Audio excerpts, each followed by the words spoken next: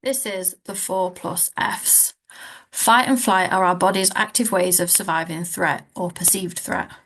Our body's nervous system jumps into action and helps us to fight to survive. However, if we perceive the danger is too great, our bodies go into a different survival mode. It goes into an immobilized state, also known as freeze.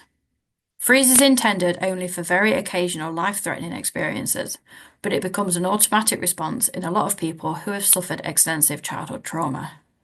The brain has an emotional alarm system which takes in sensory information and uses it as part of the body's defense system, functioning around our fear response. This is like a smoke alarm reacting to the fear and danger of smoke in a fire.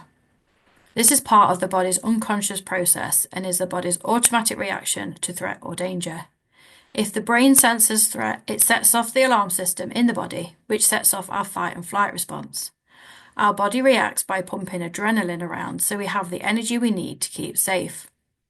During childhood trauma, the brain becomes oversensitive, allowing a quick response to threat.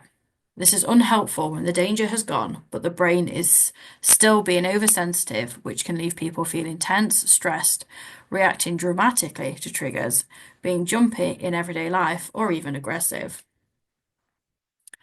So the fight response triggers in the body to stay and fight the threat by pumping adrenaline around the body.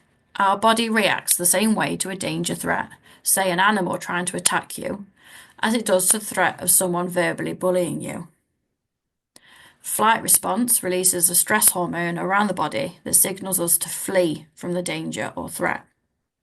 The freeze response leaves us temporarily paralyzed and unable to move. In the state, someone may experience numbness or a sense of dread.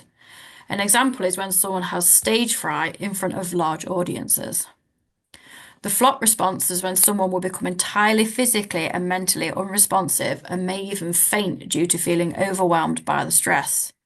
An example is when someone faints at the sight of an injection. Friend response could be calling for help from a friend or bystander. It could also be befriending the person who is dangerous, for example, by negotiating, bribing, or pleading with them. This is not consent, it is a survival instinct.